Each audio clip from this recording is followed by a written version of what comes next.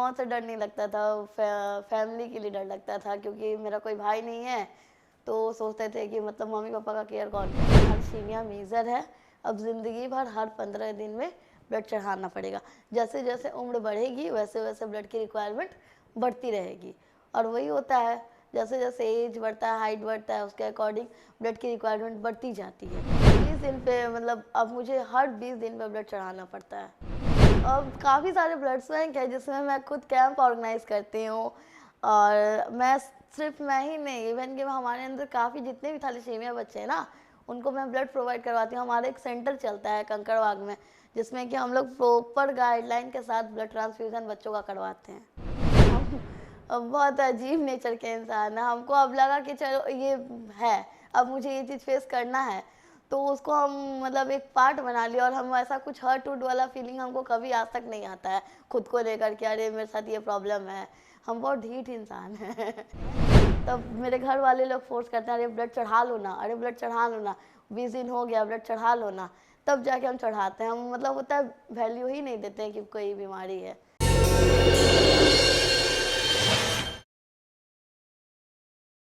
नमस्कार, मैं प्रियंका मिश्रा हूँ, बिहार थैलेसीमिया पेरेंट एसोसिएशन की सेक्रेटरी।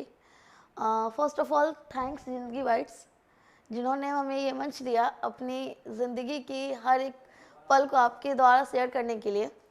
सो आज मैं आप लोगों को अपनी ज़िंदगी की कुछ अप्स एंड डाउन शेयर करने जा रही हूँ। सबसे पहले कि आपने जैसा सुना कि Bihar thalassaemia parent association, thalassaemia एक डिजीज़ है जिसमें कि बच्चों को खुद की खून नहीं बनती और उन्हें ब्लड चढ़ाना पड़ता है, और मुझे भी थैलेसीमिया है। मैं खुद एक थैलेसीमिया मेजर पेशेंट हूँ। तो जब मैं पैदा हुई थी तो 6 महीना की जब उम्र है तब से मुझे थैलेसीमिया है, और मम्मी-पापा को काफ़ी परेशानी होती थी, क्योंकि मेरा पैर सूज जाता था, हाथ सूज जाता था, खाना नहीं खाती थी मैं। कुछ भी दूध वगैरह लेती थी तो डाइजेस्ट नहीं होता था सही से। मतलब जब एक छोटा-सा दिक्कत होता है बॉडी में तो काफ़ी सारे कॉम्प्लिकेशन अराइज़ हो जाते हैं। तो यही होता था हमारे साथ, और उस समय हमारे दूर-दूर तक खानदान में किसी को ये चीज़ नहीं था, तो इसका कोई एक्सपीरियंस नहीं था। मेरे घर वालों को पता भी नहीं था कि क्या है, नहीं है, इसको कैसे हम टेक केयर करें, कुछ भी पता नहीं। फिर मम्मी-पापा डॉक्टर के पास गए, दिखवाए, टेस्ट वगैरह हुआ, उसमें पता चला कि मुझे थैलेसीमिया है। तो पूछा गया कि इसका सॉल्यूशन क्या है? तो सॉल्यूशन कुछ भी नहीं है, जब तक ये ज़िंदगी भर ज़िंदा रहेगी तब तक ब्लड चढ़ाना पड़ेगा। हर 15 दिन, 20 दिन, मतलब जैसे-जैसे इसकी रिक्वायरमेंट होगी उसके अकॉर्डिंग ब्लड चढ़ाना पड़ेगा। तो फिर हुआ क्या कि मतलब बहुत ज़्यादा टेंशन, घर में थोड़ा माहौल अजीब-सा हो गया कि मेरे घर में मैं फर्स्ट बच्चा हूँ। तो फर्स्ट बच्चा, वो भी थैलेसीमिया मेजर, पूरा घर का माहौल अजीब-सा हो गया। बट कोई नहीं, मेरे मम्मी-पापा काफ़ी मतलब हिम्मत वाले हैं। फिर बोले चलो ठीक है, ब्लड चढ़ा रहे थे, ब्लड हमेशा चढ़ाना पड़ता था। होता क्या था उस समय, ब्लड डोनेशन, ब्लड ट्रांसफ्यूज़न ये सब को लेके इतना अवेयरनेस नहीं थी। तो होता क्या था, हमेशा आप दीजिएगा ब्लड, आप दीजिएगा ब्लड, डोर टू डोर मतलब ब्लड भीख मांगना पड़ता था कि आप ब्लड दे दीजिए, आप मेरी बेटी को ब्लड दे दीजिए। और मतलब कुछ अच्छे लोग होते थे तो वो डोनेट करते थे, कुछ नहीं भी डोनेट करते थे, डरते थे। अभी भी डरते हैं लोग ब्लड डोनेट करने से, तो वो तो काफ़ी टाइम पुराना, मतलब लगभग 23 इयर्स पुराना बात है ये।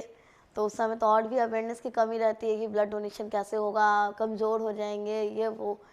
और कुछ लोग तो ऐसे रहते थे, बोलते आप कितना पैसा दीजिएगा, हम ब्लड डोनेट करेंगे, कितना पैसा दीजिएगा। कुछ लोग मनमानी पैसा, हमको 4,000 चाहिए, 3,000 चाहिए, ऐसे मतलब होता था कि अगर जैसे कोई प्रॉब्लम में है तो उसका आप जैसे यूटिलाइज़ कर लीजिए। ये वाला चीज़ हमारे साथ, हमारी फैमिली के साथ हो रहा था। हर 15 डेज़, हर 20 डेज़ का ये कहानी था। करते-करते मतलब ब्लड चढ़ता गया। अब जैसे भी स्ट्रगल करके वो खरीद के हो, कोई अपना आदमी डोनेट कर दे। फिर मम्मी-पापा तो हमेशा मतलब हर 3 महीना पे डोनेट कर देते थे। मेरे वजह से ही करते थे, बट करते थे ब्लड डोनेट। फिर साथ में मेरे घर में काफ़ी सारे डोनर्स हो गए, मतलब मेरी वजह से ही डोनेट किए, बट काफ़ी सारे लोग डोनेट करने लगे। डोनेशन चलता रहा। जैसे-जैसे हमारी एज बढ़ती गई, मेरा ब्लड का रिक्वायरमेंट बढ़ता गया। पहले 3 महीना 2 महीना पे चढ़ाना पड़ता था, अब 7 दिन पे ऐसा ऐसा चढ़ाना पड़ गया। ब्लड की रिक्वायरमेंट बढ़ती गई, अब कहाँ से लोग डोनर लाएगा। फिर मतलब मैं आपको बता देती हूँ कि लगभग 15 साल तक ऐसे ही खरीद के चढ़ाने वाला और दूसरों से भीख मांग के चढ़ाने वाला सिस्टम होता रहा। अभी क्या है कि मतलब थैलेसीमिया को लेके काफ़ी अवेयरनेस है, ब्लड डोनेशन को लेके काफ़ी अवेयरनेस है। उस टाइम कुछ भी नहीं थी कि कहाँ से ब्लड लेना है, कौन सा ब्लड लेना है, कौन सा टेस्ट करवाना है, कौन सा मेडिसिन करना है, कुछ भी नहीं पता था। इवन कि बहुत सारे डॉक्टर्स तो जानते भी नहीं थे कि थैलेसीमिया होता क्या है। तो मेडिसिन देना और सजेस्ट करना तो बहुत ज़्यादा दूर की बात थी, तो ऐसा कुछ हुआ नहीं। जैसे जैसे ब्लड चढ़ा मेरे बॉडी में आयरन बढ़ता गया, क्योंकि ब्लड चढ़ाने से आयरन बढ़ता है। उसका मेडिसिन भी मैं नहीं लेती थी, क्योंकि डॉक्टर सजेस्ट ही नहीं करते थे, पता ही नहीं चलता था। मेरे मम्मी पापा पूरा ऑल ओवर इंडिया घूमे लेकर मुझे कि यहाँ दिखवा देते, जैसे जैसे जो जहाँ सजेस्ट करते थे, मंदिर, मस्जिद, हॉस्पिटल, गुरुद्वारा, जो भी होता था सारा मतलब घूम के लोग रह गया थक के, बट कुछ नहीं हुआ। अंत में फाइनली सभी ने डिसीज़न लिया कि नहीं यार, अब ठीक है, अब अच्छे से ब्लड चढ़ाएंगे, बस ये सब कुछ होता नहीं है, ये जेनेटिक ब्लड डिसऑर्डर है, ठीक है ब्लड चढ़ाएंगे। ऐसा होता गया। तो जैसे ही मेरा 15 इयर्स ओल्ड हुआ, ब्लड तो जैसे जैसे कभी 15 दिन पे, 7 दिन पे ब्लड चढ़ने लगा। ब्लड चढ़ने के दौरान मुझे फीवर आ जाता था, खुजली होने लगता था, वोमिटिंग हो जाता था, मतलब 100 प्रॉब्लम अराइज होता था। अभी भी मैं आपको बता देती हूँ कि अभी भी हम ब्लड इतना ज़्यादा अवेयरनेस है, इतना मेडिसिन लेते हैं, काफ़ी सारे डॉक्टर के कंसल्ट में रहते हैं, पर अभी भी ब्लड ट्रांसफ्यूज़न होता है, तो अभी भी मुझे ये होता है, फीवर हो जाता है। तो ब्लड चढ़ाने के नाम से हमको डर लगता है, बट है क्या कि उसको हम अपनी ज़िंदगी में ले चुके हैं कि ये मेरी ज़िंदगी का एक हिस्सा है और ये चीज़ मुझे करना है। आप हंस के कीजिए या रो के कीजिए, आपको ये चीज़ करना पड़ेगा। तो किए। फिर रैंडमली मैं आपको बता देती हूँ कि वहाँ पे एक अच्छा सा सेंटर ओपन हुआ। मैं रांची में रहती थी, मेरा एजुकेशन रांची से हुआ। मैं केंद्रीय विद्यालय की स्टूडेंट हूँ। 7th क्लास से 12th क्लास तक मेरा केंद्रीय विद्यालय से स्कूलिंग हुआ। देन आफ्टर रांची यूनिवर्सिटी से मेरा कॉलेज लाइफ बीकॉम मैं कंप्लीट की। फिर उसमें हम कभी अपनी बीमारी को, कभी अपना कमज़ोरी नहीं बनने दिए कि अरे मेरे साथ ये प्रॉब्लम है तो हम पढ़ाई नहीं करेंगे, हम स्पोर्ट्स नहीं खेलेंगे। मैं स्काउट एंड गाइड की भी पार्ट रह चुकी हूँ, तो स्काउट गाइड में भी मैं पार्ट लेती थी। बट होता क्या था कि अच्छा ब्लड नहीं मिल पाता था, तो उतना प्रॉपर मतलब ग्रोथ कह सकते हैं या फिर उतना प्रॉपर एनर्जी मुझे मिल नहीं पाता था, जिसके कारण मैं एक ओलंपिक टाइप दौड़ सकूं। बट ठीक है, मैं अच्छा से स्ट्रगल करती थी और अच्छे से मतलब एज यूजल लाइफ चल रहा था, ब्लड मिल रहा था। फिर 2016 से 16-17 से दवा स्टार्ट हुआ मेरा। दवा लेते गए, होता क्या था, कभी दवा वो फ़ायदा करता था, कभी फ़ायदा नहीं करता था। 2019 में मेरा तबीयत ख़राब हुआ, तबीयत बहुत भयानक ख़राब हुआ। मतलब बोला गया कि मलेरिया है, उसमें मेडिसिन मुझे गलत चला दिया गया आयरन की, और आयरन तो मेरे बॉडी में ऑलरेडी ओवरलोड था। फिर जाकर मैं एडमिट हुए, ये हॉस्पिटल से वो हॉस्पिटल, वो हॉस्पिटल से वो हॉस्पिटल, मुझे रेफ़र किया जा रहा था। एग्जैक्ट सही बता नहीं पा रहा था कोई कि हुआ क्या है, क्या होगा नहीं होगा, कुछ भी नहीं। पहले रांची में एडमिट हुए 2-3 जगह, वहाँ कुछ भी नहीं हुआ। वो लोग बोले कोलकाता ले जाइए। कोलकाता में एक हॉस्पिटल, बहुत पॉपुलर नामी हॉस्पिटल था, एडमिट ले लिए वो लोग। सॉल्यूशन तो कुछ भी नहीं किए, लेकिन मेरे घर का जितना जमा पूंजी था सब ज़रूर ले लिए। फिर हुआ क्या कि इतना ज़्यादा मेरा तबीयत ख़राब था, तबीयत ही नहीं, मतलब हम आईसीयू में 4 महीना एडमिट रहे थे।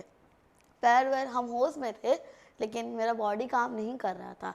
अब पता नहीं मेडिसिन ऐसा दे दिया गया था या क्या दिया था, आई डोंट नो, वो पता नहीं चल पा रहा था मुझे। तो हम बहुत ज़्यादा, मुझे लग रहा था कि वहाँ बहुत ज़्यादा पैसा ले रहा होगा। और कितने भी हैं तो मिडिल क्लास वाले हैं, कोई काम करते हैं तो पहले एक बार पैसा सोच लेते हैं। तो वहाँ मम्मी जब आईसीयू में देखने जाती थी मुझे, तो मम्मी यहाँ ज़्यादा पैसा लग रहा है, मुझे ले चलो यहाँ से। बट मम्मी बोली चलो ट्रीटमेंट हो रहा है, पैसा बाद में आ जाएगा, ऐसा करके हुआ। बट ऐसा एक्चुअली में वहाँ ट्रीटमेंट कुछ हुआ नहीं। वहाँ मानिए तो मैं पूरा मर चुकी थी। फिर डॉक्टर ने बहुत ज़्यादा प्रयास करके 8-9 घंटा प्रयास करके तो फिर मतलब फिर से जान आया, ऑक्सीजन आया मेरे बॉडी में, ऐसा वाला सिचुएशन हो गया था।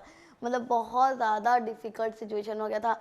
मेरे घर में तो सब समझ गए कि जा ऐसा नहीं है, पर मेरी मम्मी बहुत ज़्यादा स्ट्रगल की मेरे लिए।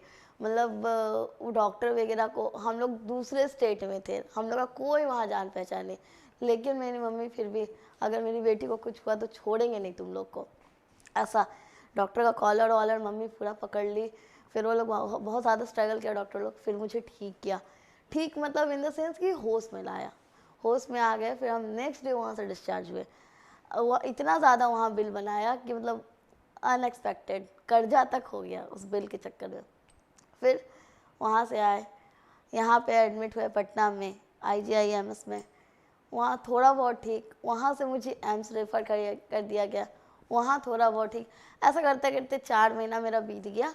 एक मेडिसिन आया जो कि रांची में जाकर ये आयरन चेलेशन मेडिसिन लिए हम, कि उससे क्या होगा कि वेन में दिया गया मुझे वो मेडिसिन। वो भी मेरे फैमिली वाले को बोल दिया गया कि ये मेडिसिन जो सबक्यूटेनियस दिया जाता है, लेकिन इस काफ़ी ज़्यादा सीरियस है, तो हम वेन में देंगे, तो आप रिस्क लीजिए, इसको कुछ भी हो सकता है। फैमिली वालों ने सोचा कि अब तो पूरी ज़िंदगी रिस्क पे तो लगी हुई है, क्यों ना ले लिए रिस्क। मेडिसिन लगा, उसके थोड़े देर बाद मतलब मुझे गाढ़ा गाढ़ा पेशाब होने लगा, तो सब डर गया कि अब क्या हो गया, ऐसे क्यों हो रहा है। तो फिर डॉक्टर ने बोला नहीं नहीं सही है, होने दीजिए। होता गया। 24 घंटा बाद मैं उठ के बैठ गई, उठ के बैठी। फिर ऐसा वो मेडिसिन कंटिन्यू मुझे 2 महीना चला, फिर जाके मैं चलने वालने लगी। तो मुझे लगा कि मैं बहुत, जितना मैं स्ट्रगल की हूँ और मेरे फैमिली स्ट्रगल किए हैं, तो शायद उतना सब नहीं कर पाते हैं। इसलिए नहीं कर पाते हैं क्योंकि स्ट्रगल करने के लिए समझदारी भी और साथ में मतलब हिम्मत भी चाहिए।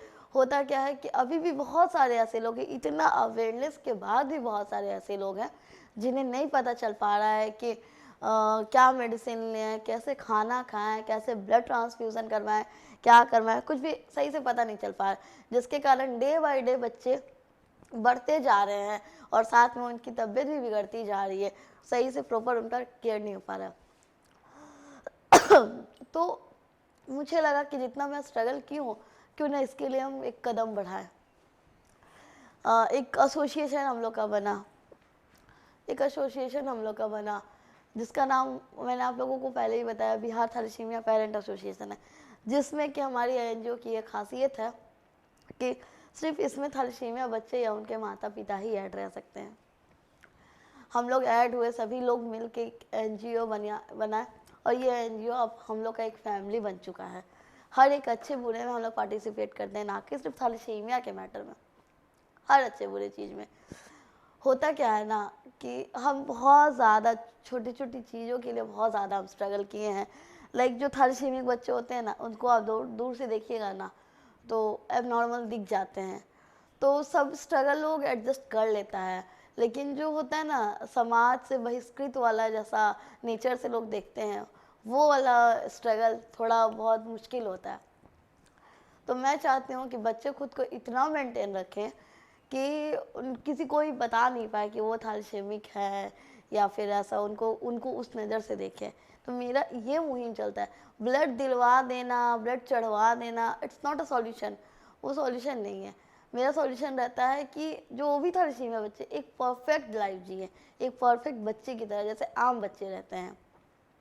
तो उसके लिए हम लोग काफ़ी ज़्यादा प्रयास किए कि प्रॉपर ब्लड दें, प्रॉपर टेस्टिंग दें उन्हें, टेस्ट क्या क्या देना है, कितना समय से देना है, खाना क्या खाना है, कैसे क्या मतलब अपना फिजिकल करना है, क्या करना है, सबको लेके हम लोग 2019 से 2023 आ गया। इतना आने में बस मेरा यही स्ट्रगल रहता है कि जितने भी बड़े छोटे थैलेसीमिक बच्चे हैं, उनके माता पिता पूरे मोटिवेटेड रहे और वो भी स्ट्रगल करने के लिए रेडी रहे। इनकेस अगर उनके ऊपर भी ऐसी परेशानी आती है तो ये ना छोड़ दें कि अच्छा जाने दो, अब एक और बच्चा है ना मेरे पास, ऑप्शन लेके नहीं चले।